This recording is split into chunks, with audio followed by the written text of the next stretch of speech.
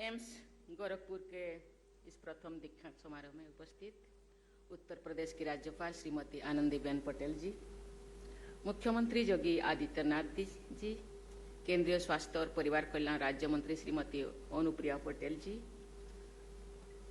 संसद सदस्य Shri Ravi Kishan ji, president AIIMS Gorakhpur Shri Desh Deepak Verma ji, executive director major general doctor Vibha Datta ji, संकाय सदस्यगण, प्राध्यापकगण, सभी डॉक्टर्स और नर्सेस, गणमान्य अतिथियों, प्यारे विद्यार्थियों, देवियों और स्वजनों, नमस्कार।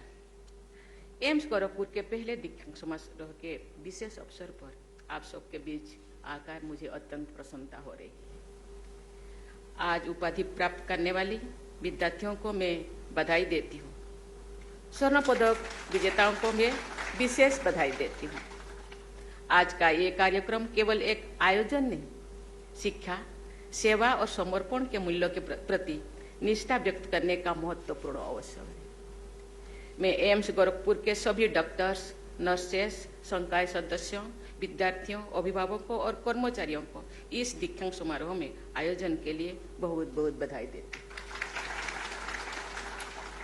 एम्स का नाम सुनते ही मन में विश्व स्तरीय इलाज, उत्कृष्ट चिकित्सा सुविधा, आधुनिक टेक्निक और समर्पित डॉक्टरों की एक छवि आंखों के सामने उभरती है। एम्स संस्थान भारत की चिकित्सा क्षमता के प्रतीक है। यहाँ हर मरीज को उम्मीद की नई किरण दिखाई देती है।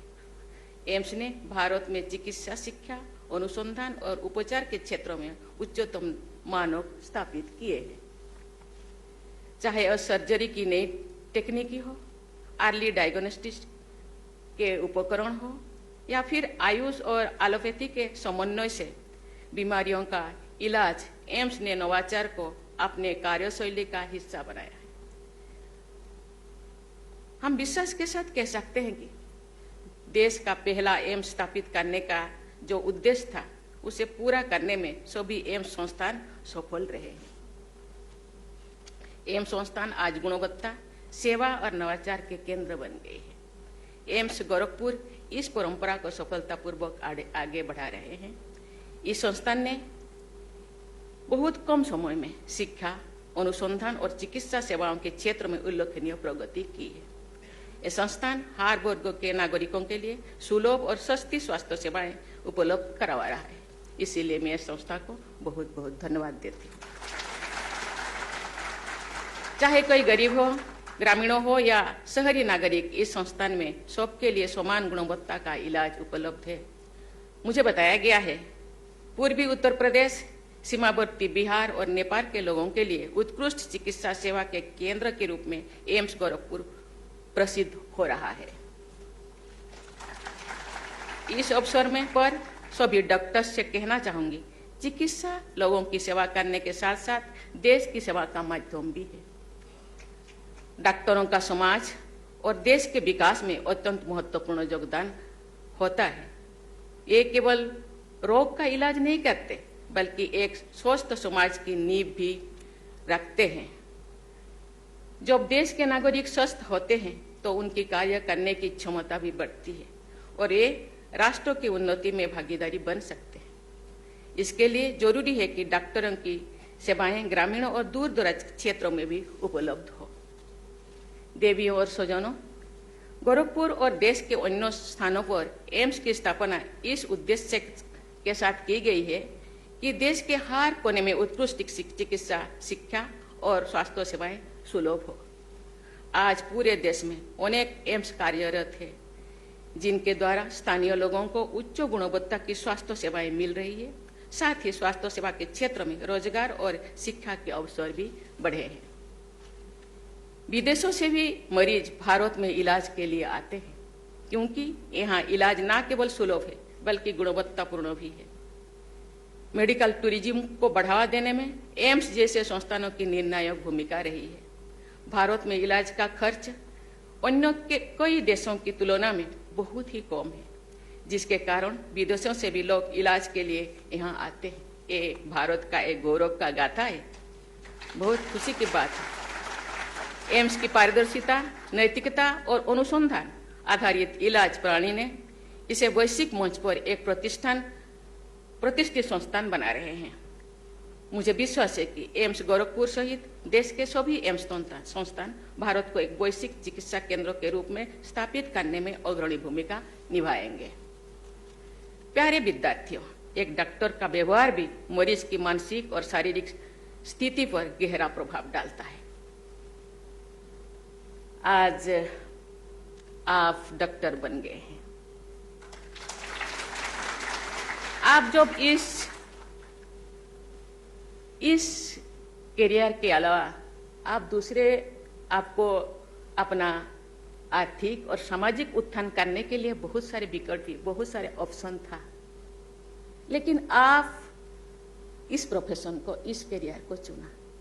इसलिए मैं समझती हूं आपके मन में कहीं ना कहीं सेवा भाव का और आपके परिवार भी सेवा भावना का है, इसीलिए आप इस करियर को चुना। इसीलिए आपको मैं धन्यवाद देना चाहती हूं। एक संवेदनशील डॉक्टर न केवल दवा से बल्कि अपनी व्यवहार से भी मरीज को जल्दी ठीक होने से मदद करती है। साक्ष्य दर्शाते हैं कि सहानुभूतिपूर्ण देखभाल से मरीज की हालत में तेजी से सुधार होता है।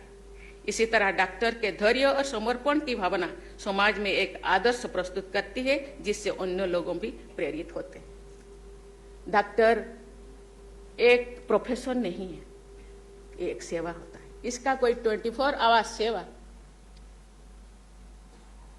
ये ट्रांसफरेबल नहीं है। कभी आप रात में थका हारा सोए हैं, आधी रात को कोई टेलीफोन किया,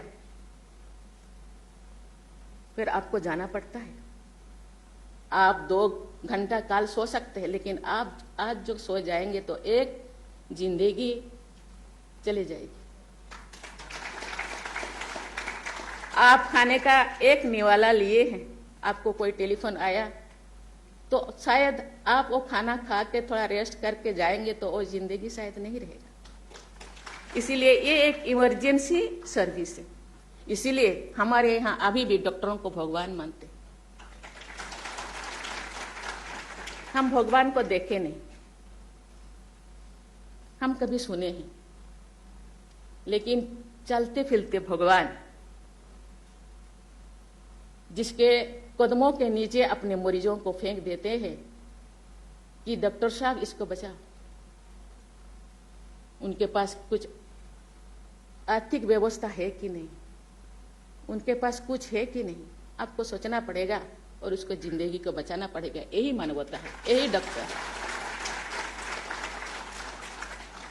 इसी तरह डॉक्टर के धैर्य और समर्पण की भावना समाज के एक आदर्श प्रस्तुत करती है, जैसे कि अन्य लोगों को भी प्रेरित करते हैं। डॉक्टर्स को अनेक चुनौतियों का सामना भी करना पड़ता है, लेकिन एम्पैथी के महत्व को समझना आवश्यक है।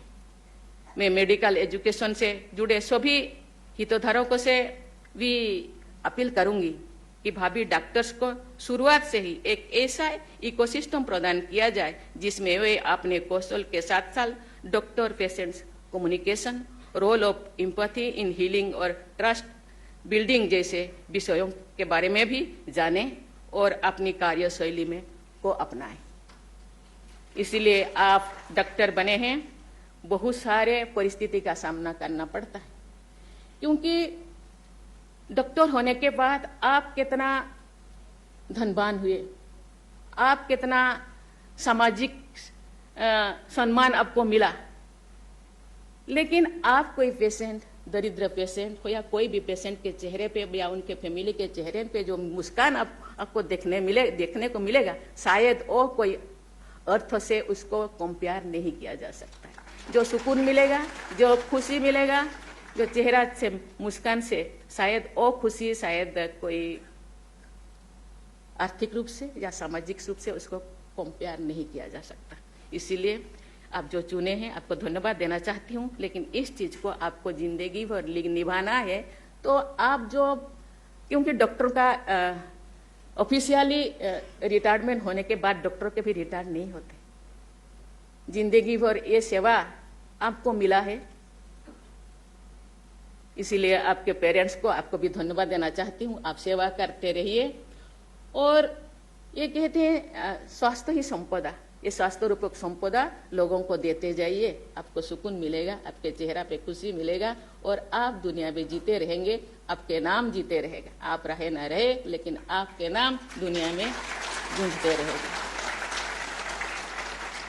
आपके करियर और जीवन में ये हमेशा याद रखें कि चिकित्सा केवल एक प्रोफेशन नहीं, बल्कि मानवता की सेवा है। आज जहां भी कार्य करें, करुणा और ईमानदारी को अपने चिकित्सा का हिस्सा बनाएं। टेक्नोलॉजी इन मेडिसिन के बारे में तो आप सब जानते हैं। आज हम देख रहे हैं कि telemedicine, AI in diagnostic, robotic surgeries, variable health take जैसे टेक्निकी चिकित्सा सेवा को बेहतर बना रही है।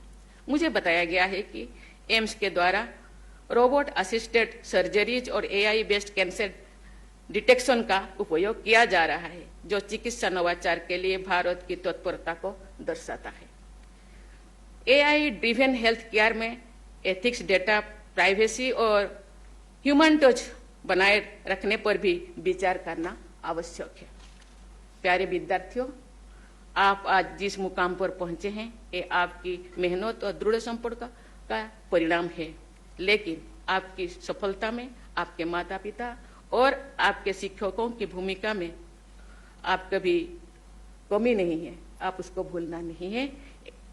ऐसी मैं आशा करती हूँ।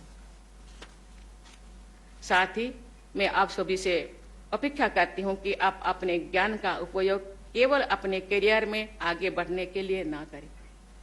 आप समाज के उन वर्गों के लिए भी कार्य करें जिन्हें चिकित्सा सेवाओं की सर्वाधिक आवश्यकता है। कई ग्रामीणों तथा आदिवासी क्षेत्रों में वंचित समुदायों के लिए अब भी उच्च स्तर की स्वास्थ्य सेवाएं की कमी है। इस एम्स संस्थान के से किस परिकल्पना के साथ, किस भावना के साथ बनाया गया है, मैं चीफ मिनिस्टर के साथ जो बात कर रही थी मैंने सुनी। एक ऐसे वाला बीमारी जो 1 से 15 साल के बच्चों, जो गरीब बच्चों, क्योंकि उनके पास ना रहने का, ना खाने का, ना स्वच्छता का कुछ व्यवस्था था, उन बच्चों को हो रहा था। मैंने सुना और बीमारी अभी खत्म हो गया। इसलिए इस संस्था को बहुत बहुत धन्यवाद। मुझे विश्वास है कि आप इस बारे में विचार करेंगे और ऐसे क्षेत्रों और लोगों के लिए अच्छे स्वास्थ्य सेवा की दिशा में कार्य करेंगे। मैं आशा करती हूं कि आप सब अपने कार्य से एम्स गोरखपुर और देश का नाम रोशन करेंगे। आप सभी के उज्जवल भविष्य के लिए मैं अनंत शुभकामनाएं देती हूँ। धन्यवाद। जय हिंद, जय भारत।